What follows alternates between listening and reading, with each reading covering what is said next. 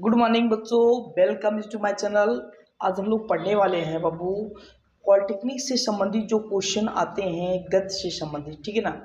तो उसमें कैसे क्वेश्चन बनते हैं और उसके न्यूमेरिकल कैसे लगाते हैं, ठीक है ना, उसके बारे में हम लोग सीखने वाले हैं।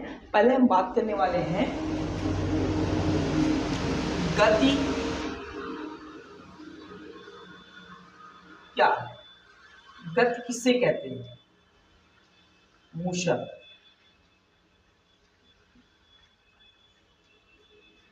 गति किसे कहते हैं? जैसे कोई वस्तु जब अपनी स्थिति में, ठीक है ना, जब कोई वस्तु अपनी स्थिति में क्या करता, परिवर्तन करता है।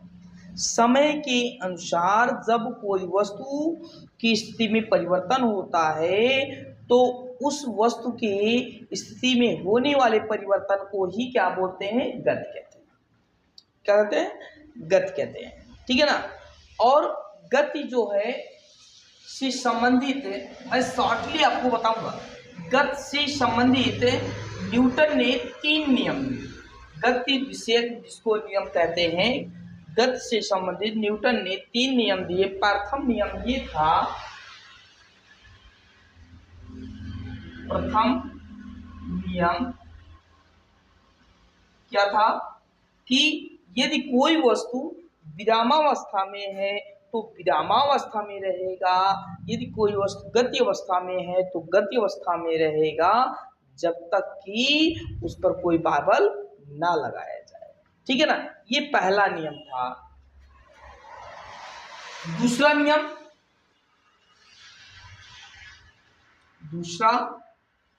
नियम क्या होगा?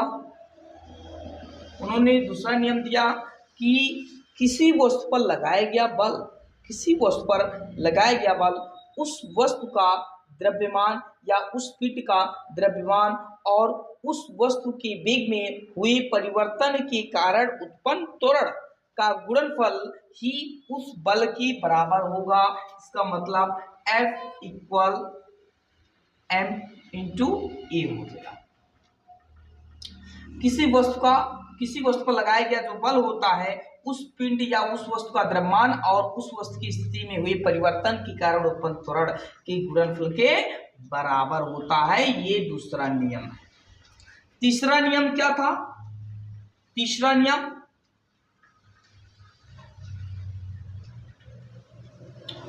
नियम है कि किसी वस्तु पर हम जितना बल लगाते हैं, किसी वस्तु पर हम जितना बल लगाते हैं वह वस्तु हम पर उतना ही बल विपरीत दिशा में लगाता है। और इसी नियम को ही हम तीसरा नियम कहते हैं। और इस नियम को एक नाम से और जाना जाता है, क्रिया प्रतिक्रिया नियम।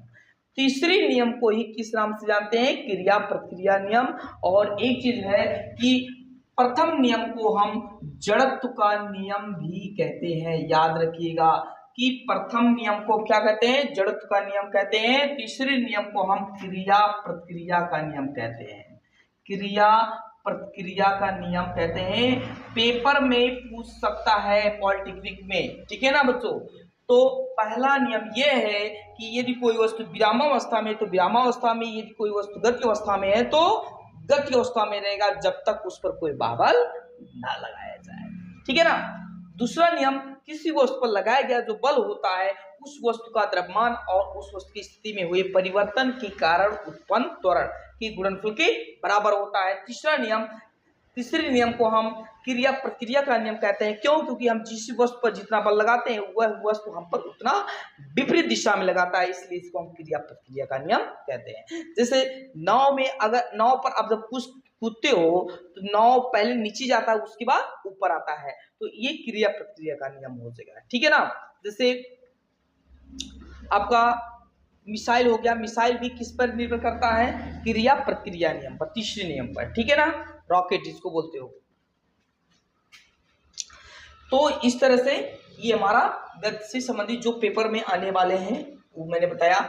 और गति की समीकरण आते हैं, ठीक है ना। आपके पेपर में गति से संबंध हमेशा आता है। तो गति के समीकरण में बात करूं तो गति से संबंधित तीन समीकरण दिए थे।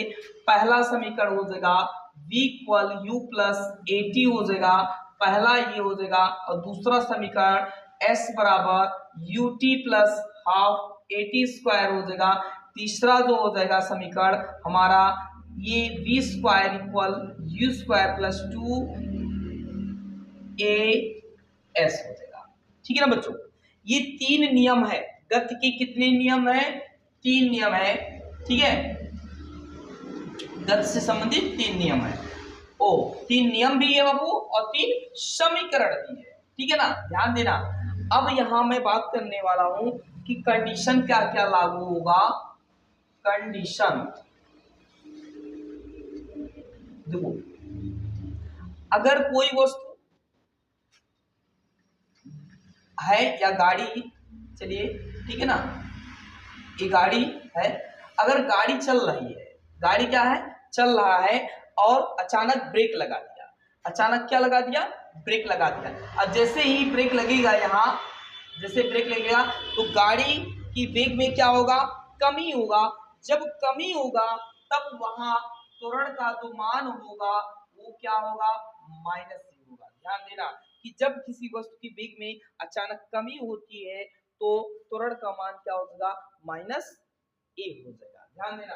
तो जो समीकरण इसके आधार पर बनेगा, इसके आधार पे जो बनेगा पहला समीकरण v equal u plus eighty जो है, अब ये समीकरण का निर्माण क्या हो जाएगा?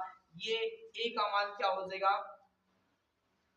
माइनस टू माइनस क्या हो जाएगा? 80 हो जाएगा। ध्यान देना, ये माइनस 80 हो जाएगा। और ये अगर इसमें समीकरण में रखेंगे तो ये हो जाएगा b s equal you t plus half 80 square है। अगर इसी समीकरण में हम रख देते हैं तो ये s equal you t plus half, यहाँ एक स्थान पे रखेंगे माइनस, तो ये हो जाएगा माइनस हाफ 80 स्क्वायर हो जाएगा। ध्यान देना ये चीज है। ठीक है, ऐसे ही यहाँ भी परिवर्तन हो जाएगा।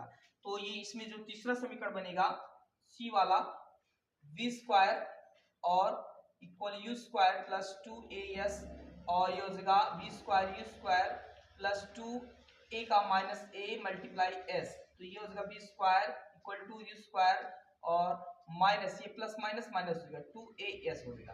तो ये हमारा समीकरण है। कब? कि जब कोई वस्तु किसी वेग से चल रहा है, अचानक ब्रेक लगाया और ब्रेक लगाने से वस्तु की स्थिति में क्या होगा? कमी होगा। और जैसे वेग में कमी होगा तो वहां त्वरण का मान क्या हो जाएगा? माइनस हो जाएगा।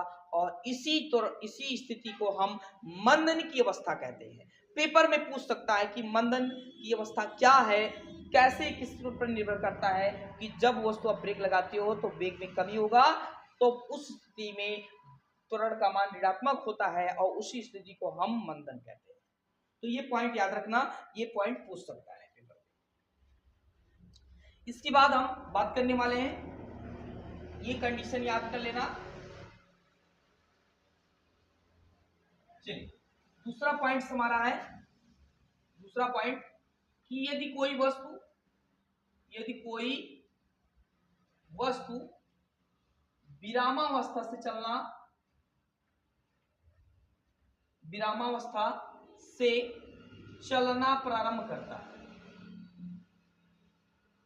प्रारंभ करता है। ध्यान देना, कोई वस्तु यदि विरामावस्था से चलना प्रारंभ करता है तो समझ जाना कि u इक्वल क्या हो जाएगा? 0। मतलब u इसमें प्रथम वेग है और जो v होता है वो अंतिम वेग है। ठीक है ना बच्चों? तो u जो हमारा u का मान 0 हो जाएगा। जो समीकरण हमारा है v equal you t plus half 80 square, क्या ऐसे कर सकते हैं? और को इक्वल u प्लस 80, ये पहला हमारा समीकरण हो जाएगा। u का मान हम क्या रखेंगे? यहाँ 0 प्लस 80, तो ये हो जाएगा 80। मतलब अंतिम वेग जो हो जाएगा वो त्वरण और समय के गुणनफल के बराबर होगा। कब? जब वस्तु विरामावस्था से चलना प्रारंभ करेगा। जब विरामावस्था से चलना प्रारंभ करेगा तो u का मान क्या हो जाएगा? 0 हो जाएगा। ठीक है ना? तो ये याद रखिएगा। लेकिन अचानक जैसे आ गया, ये समीकरण 1 बन गया, 2 भी बना सकते हो।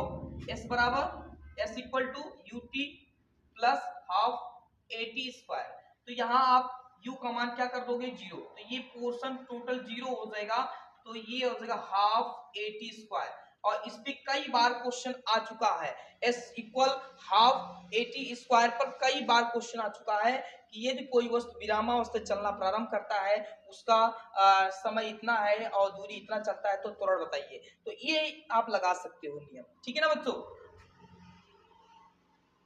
अब तीसरा जिससे आ गया, तीसरा जो हमारा समीकरण था ये v square equal u square plus 2as था, ठीक है ना। तो उस टाइम u का मान 0 हो जाएगा, v स्क्वायर ये 0 हो जाएगा 2as और e स्क्वायर इक्वल 2as। अगर हमको दूरी दिया हो, त्वरण दिया हो और वेग निकालना हो तो भी इस विधि से निकाल सकते हैं, कभी कभी इस फार्मूले में भी दे देता है। तो ये ध्यान देना कि यदि कोई वस्तु विरामावस्था से चलना प्रारंभ करता तो u का मान क्या होगा 0 होगा, ध्यान देना। चलिए इसके बाद हमारा दूसरा कंडीशन है कि अगर कोई वस्तु किसी वेग से चल रहा है, u वेग से, माना कोई वस्तु u वेग से चलना प्रारंभ करता है, अचानक जाकर के रुक जाता है, तो अंतिम वेग क्या होगा, अचानक रुक जाता है, ठीक है ना। यदि कोई वस्तु u वेग से चलकर रुक जाता है तो इसका अंतिम जो वेग होगा 0 होगा। v मतलब अंतिम वेग क्या होगा 0 होगा। तो इसका जो समीकरण जो बनेगा, ये पहला क्या था, v इक्वल u प्लस 80। अब देखिए इसका मान क्या हो जाएगा 0 हो जाएगा, तो यहाँ 0 हो जाएगा और u प्लस 80 बनेगा। अब यहाँ ये जो है इसके मान आ जाएंगे, इसको इधर ले जाएंगे तो माइनस 80 आ जाएगा इक्वल u। अब देखिए ये समीकरण बन जाएगा, या तो इस पे आप रख सकते हैं। दूसरा हमारा जो है s equal ut plus half 80 square, इस पे तो काम नहीं करेगा आपको, इसमें तो प्रारंभिक वेग केवल है, अंतिम वेग नहीं है। लेकिन जो तीसरा वाला जो समीकरण था हमारा, जो तीसरा समीकरण था, इसमें फार्मूले बन सकते हैं, जैसे c v square equal e square plus 2as है। अब यहाँ अंतिम वेग क्या होगा 0 हो जाएगा, जैसे यहाँ 0 हो जाएगा तो ये हो जाएगा e स्क्वायर प्लस 2as हो जाएगा, तो इसको इधर करेंगे माइनस 2as इक्वल हो जाएगा e स्क्वायर, और e स्क्वायर ये अंदर ठीक है ना 2as, तो ये आ जाएगा। तो इस तरह से हम u का मान निकाल लेते हैं, ठीक है ना बच्चों। तो ध्यान देना इस पे कैसे काम करेगा। इसके बाद है कि यदि कोई वस्तु एक समान चाल से चलता है, ये कंडीशन जो मैं लिखा रहा ना, तो हर टॉपिक्स पे आप एक दो क्वेश्चन आता है, पेपर में आ सकता है। चौथा पॉइंट है कि यदि कोई वस्तु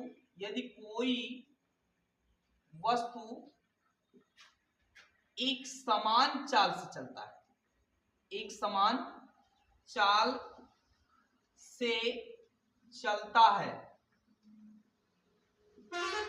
ध्यान देना, जब कोई वस्तु एक समान चाल से चलता है तो उसका त्वरण जो होता है वो नियत रहता है। ये ध्यान देना कि त्वरण का मान क्या हो जाएगा नियत रहता है, इसका मतलब वहां शून्य हो जाएगा।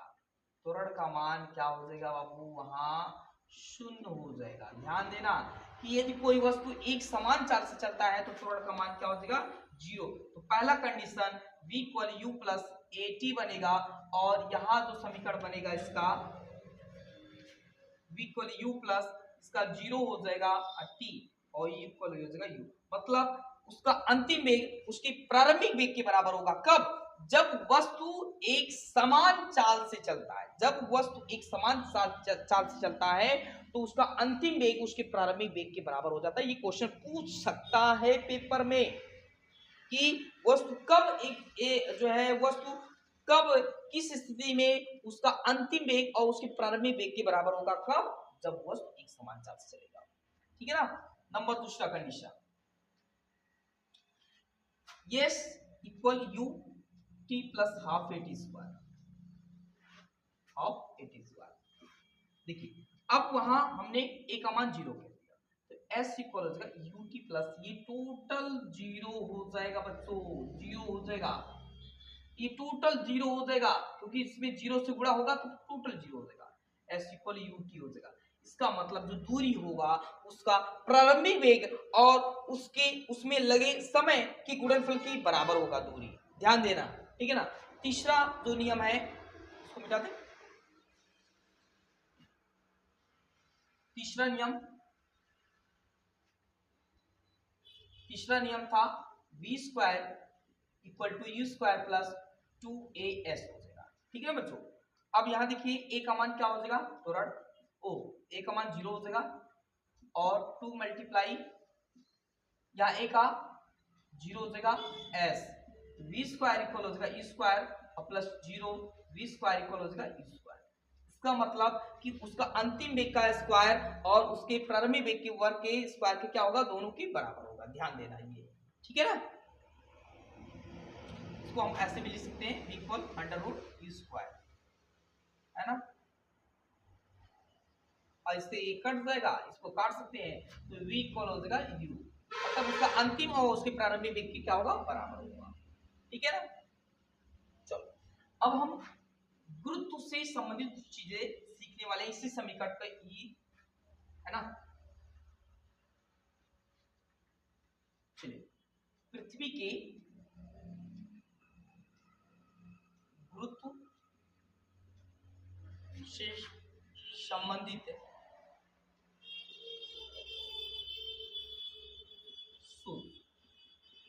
जो समीकरण है उसी का ही हम नियम इसमें फॉलो करेंगे थोड़ा सा, ठीक है ना। बस ये थोड़ा सा परिवर्तन होगा क्या कि पृथ्वी के लिए गुरुत्वीय जो त्वरण होगा, जो यहाँ a लिखते थे वहां आप क्या लिखेंगे, g लिखेंगे। पृथ्वी का जो त्वरण होता है वो गुरुत्वीय त्वरण होता है, इसको बोलते हैं गुरुत्वीय त्वरण, गुरुत्वीय त्वरण, ठीक है ना। a के स्थान पे हम क्या रखेंगे, g रखेंगे। और जहां हम दूरी रेखीय सरल रेखा की तरह चलते थे, रेखा पे चलते थे यहाँ, ठीक है, समांतर, लेकिन अब हम लोग क्या चलेंगे, ऊर्ध्वाधर ऊपर की दिशा में, ठीक है ना। तो ये हो जाएगा, जो विस्थापन होगा वो h में बदल जाएगा, ये हमारी ऊंचाई हो जाएगी, क्या हो जाएगा, ऊंचाई हो जाएगा, ध्यान देना। जो पहला समीकरण था हमारा v equal you t plus v equal u plus at था, ठीक है ना, ये तो समीकरण वही रहेगा। दूसरा जो समीकरण s equal you t plus half eighty square था, अब इसको कन्वर्ट करना है किसके लिए, पृथ्वी के गुरुत्व से संबंधित समीकरण बनाना है, तो s के स्थान पे क्या लिख देंगे, h लिख देंगे। h इक्वल क्या हो जाएगा, you t plus half a के स्थान पे मैंने क्या कहा है, g रखने के लिए, जी टी स्क्वायर, ये बन गया h equal you t plus half T square, half G T square.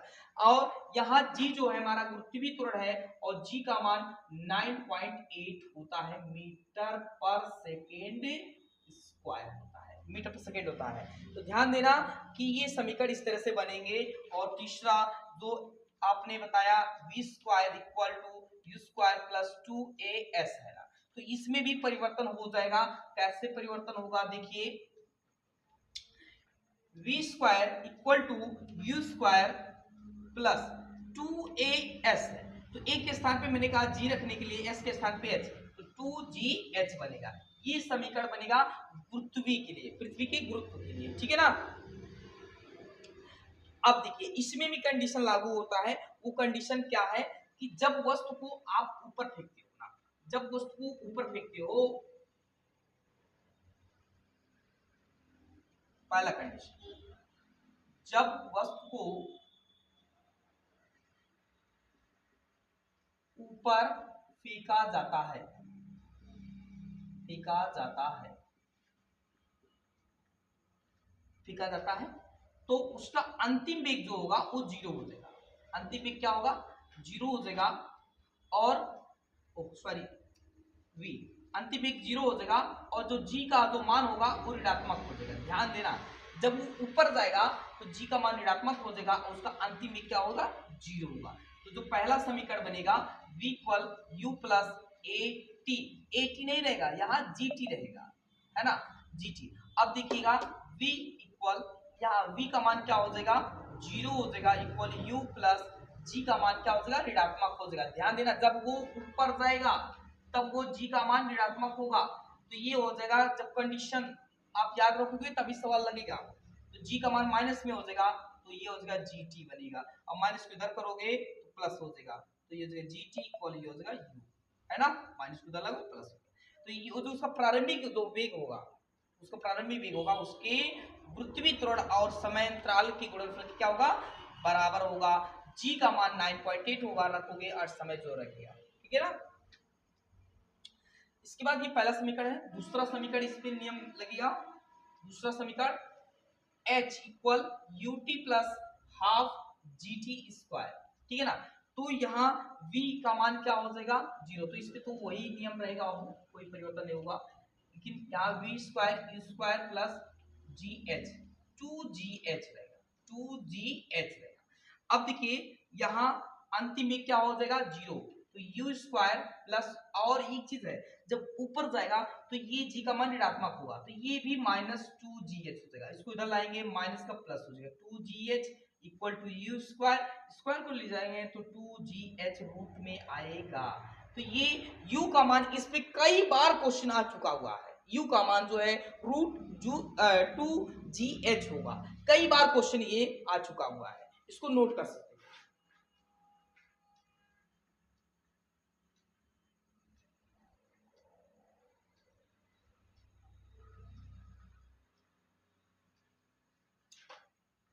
इसके बाद कि जब वस्तु को हम ऊपर से पकड़ के छोड़ते हैं, कंडीशन देखो, कंडीशन बिना आप सवाल नहीं लगा सकते हो, पहले आपको कंडीशन आना चाहिए, ठीक है ना।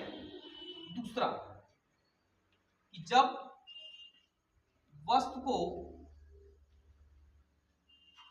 ऊपर से छोड़ा जाता है, पकड़ करके ऐसे पकड़ के छोड़ा जाता है, ठीक है ना, ऐसे जैसे ये पेन है, इसे छोड़ देंगे, ठीक है ना, तो उसका प्रारंभिक वेग जो होगा 0 होगा। जब वस्तु को पकड़कर कुछ ऊंचाई से छोड़ा जाता है, ध्यान देना, छोड़ा जाता है। जब कुछ ऊंचाई से छोड़ा जाएगा ना, तो उसका प्रारंभिक वेग u का मान क्या होगा, 0 होगा, ध्यान देना। और जो समीकरण बनेगा v equal u plus at बनेगा, और u का मान 0 हो जाएगा, इसका मतलब ये 0 हो जाएगा प्लस at हो जाएगा, और v इक्वल हो जाएगा 80, सॉरी यहाँ gt रहेगा, g रहेगा बाबू, क्योंकि पृथ्वी की मैं बात कर रहा हूं, तो g रहेगा, ये gt हो जाएगा। दूसरा condition v equal sorry h equal ut plus half gt square, ये फार्मूला था। h का मान वही रहेगा, u का मान क्या हो जाएगा, 0। जैसे 0 यहाँ रखोगे, h के साथ में 0 रखोगे, है ना, तो ये पूरा टोटल क्या कर देगा, 0 कर देगा। तो ये हो जाएगा h इक्वल टू, ये 0 हो जाएगा, तो बचेगा हाफ gt स्क्वायर, ध्यान देना, हाफ gt स्क्वायर। और जब कोई वस्तु ऊपर से नीचे आ रहा है तो g का मान हमेशा प्लस रहता है, तो प्लस ही रहेगा, कोई दिक्कत नहीं है, ठीक है ना। तीसरा इसमें जो समीकरण बनाएंगे हम, बना सकते हैं तीसरा समीकरण क्या बनेगा, v square u square plus 2gh हो जाएगा, ठीक है ना। तो v स्क्वायर और इसका 0 हो जाएगा, 2gh हो जाएगा, और v स्क्वायर बराबर हो जाएगा 2gh, ये आ जाएगा, और v स्क्वायर को उधर ले जाएंगे तो अंडर रूट 2gh आ जाएगा। इस पे कई बार क्वेश्चन आ चुका है, v equal under root 2gh, ठीक है ना। h का मान आप निकाल दीजिए, h का मान दिया रहेगा, g का मान रख दीजिएगा, और v का मान पता चल जाएगा कि कितनी ऊंचाई तक वो वस्तु वहां जाएगा ऊपर, ठीक है ना।